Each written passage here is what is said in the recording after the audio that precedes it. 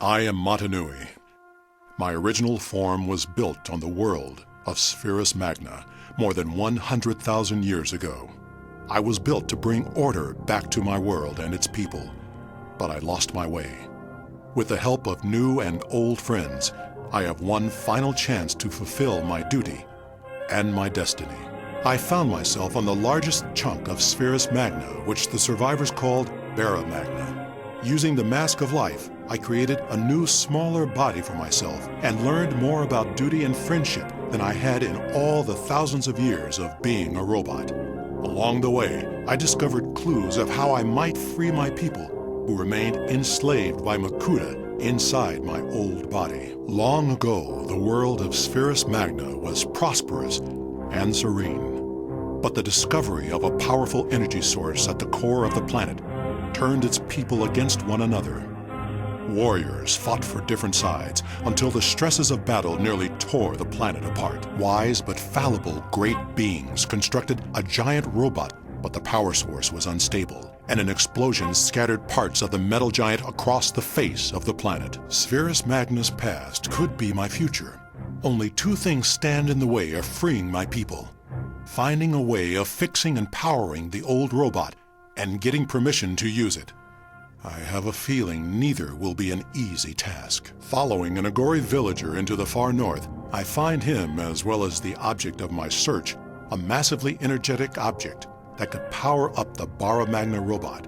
It's ancient and unstable, but it's also my only chance to redeem my people's suffering. Now for the hard part: convincing the Glatorian and Agori to allow me to use their new mega village made from the failed robot that exploded eons ago.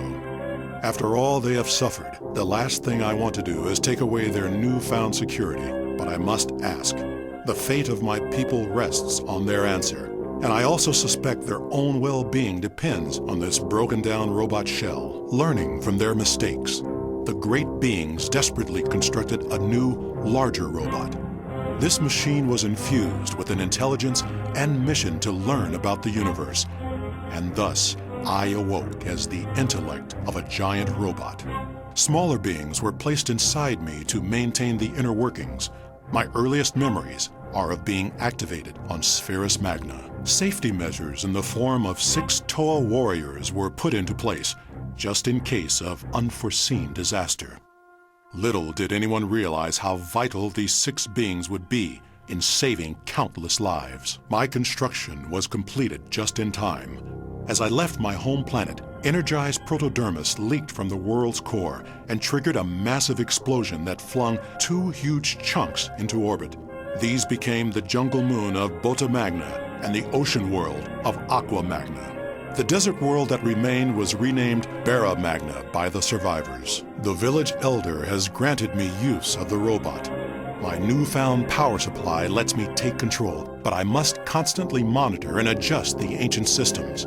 I have no Matoran to regulate this body. The Mask of Life helps me master it, but it is still desperately hard to control. Nevertheless, it feels good to once again control a powerful robotic body. Dimly, I can sense my old body standing on the water moon.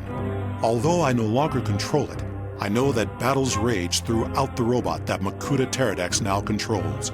The Toa and Matoran I ignored for so long fight in vain to free themselves from an evil I allowed to flourish.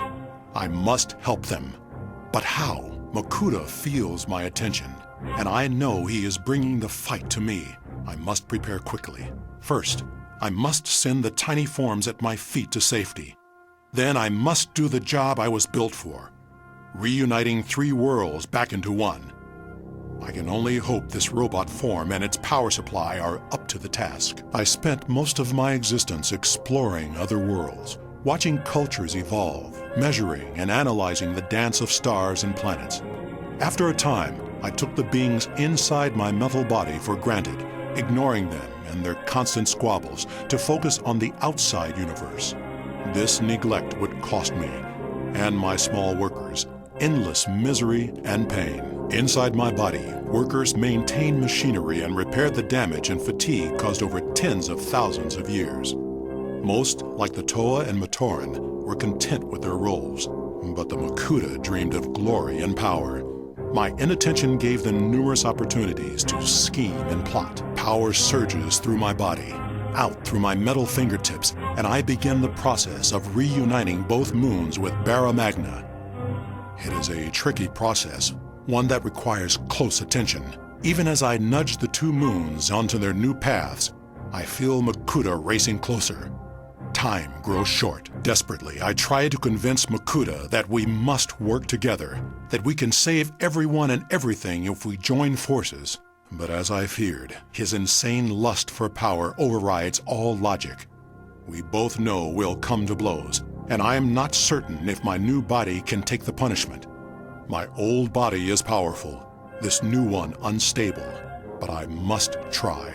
Before blows are struck, I sense familiar beings escaping from Makuta. Sparing a small bit of my attention, I watch brave Tahu and a strange Toa of light fight their way free. They are followed by new yellow Rakshi. Makuta has been busy. Makuta attacks me, dragging up strength from both the mask of life and my unstable power supply. I am able to hold off this evil, but I cannot defeat it without damaging my people inside. This battle distracts me from reuniting Spherus Magna, but unless I can defeat Makuta, it will all be for nothing. I only wonder how long my strength will last. As if there wasn't enough to worry about, now Makuta is attacking my Glatorian and Agori friends. I can't concentrate on that right now, no matter how desperate they are. But perhaps I can steer Makuta away from my friends scurrying at our feet. Finally, my journey drew to its close. As I traveled back to the planet of my construction to fulfill my final destiny, one ambitious Makuta attacked. Pterodax crashed my systems and sent my robotic body plummeting into the ocean moon of Aqua Magna.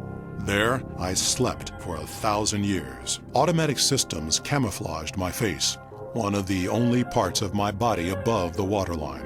A fake volcano was created along with lush jungles, icy mountains, deep lakes, deserts, and caverns. Toa brought Matoran workers to this island paradise and then transformed into Turaga leaders to guide the Matoran. Memories of being inside a robotic universe were erased from all but the Turaga. Makuta Pterodax had yet more plans. Not content with putting me to sleep, he schemed to eliminate his fellow Makuta and take over my massive robotic body. The sacrifice of brave Toa Matoro brought my body to life, but Pterodax stole my robot form before my consciousness awoke. I was flung out of my own body, imprisoned in the mask of life. I feel a strange tickle from within. It's the mask of life. I knew it had a mind of its own, and now it's doing something on the ground. I spare a moment of attention to see what is happening, and I see Tahu transformed. 6 pieces of golden armor materialize around him, and I recall this particular contingency plan. It's a brilliant strategy, and I hope Tahu will be able to make it work. My moment of distraction allowed Makuta to scatter the armor, and I see enemies picking them up. It's all I can do to fend off Makuta's attack. There's nothing I can do to help Tahu. Reluctantly, I focus back on Makuta, and I am forced to ignore the battle raging at my feet. Makuta Pterodax feels no hesitation in using all the power at his disposal. I, on the other hand, am limited in my concern for those on the ground below me. I dare not unleash my full power and risk their harm. My restraint is costing me, however, and Pterodax senses it. I cannot hold off defeat much longer. Despite my own near defeat, I spare enough time to see what Tahu has accomplished. Fortunately, he and his comrades have recovered the golden armor, and he is even now putting it on. Every bit of thought and hope I can give are focused on Tahu. He must succeed. No, my distraction is nearly fatal to everyone. Makuta raises his foot and prepares to grind his foes and even his own Rakshi into the ground.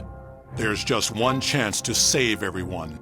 Even bent over and near defeat, I can feel a ripple of power as Tahu uses his golden armor to blast the Rakshi into oblivion. The Krata slugs driving Rakshi armor are turned into dust, and the empty warrior shells fall to the ground. Makuta senses the fate of his Rakshi and pauses in mid-stomp. That provides me just enough time for a final move. Summoning every bit of power I have left, I force my battered body up in a massive surge and hit Makuta in the chest. The timing is perfect. From behind him, unseen, the jungle moon brushes against Makuta's head with a crunch. Holding on, I swing his collapsing form away from my people. I watch, tired but content, as his lights fade. Makuta is gone. Exhausted, my sensors follow the path of both moons as they spiral into a crash exactly on course. Barra Magna shakes with the twin impacts, and dust and water and vegetation cover the sky. Spherus Magna is whole once more, but I have one final task to complete. With the Rakshi and the threat of Makuta both gone, I watch the remaining Paraka and Squall surrender. Matoran, climbing out of my old robot body, join the Ogore, Toa, and Glatorian in looking at their new home. They have much to learn from one another, and already I can see groups coming together to help one another. With a final burst of power, I complete my destiny. The mask of life draws from the last of the power supply, causing vegetation to flourish. Water seep to the surface, mountains rise, sand turn to fertile soil. The splendor that was Spherus Magna blossoms once again, and I feel myself fading.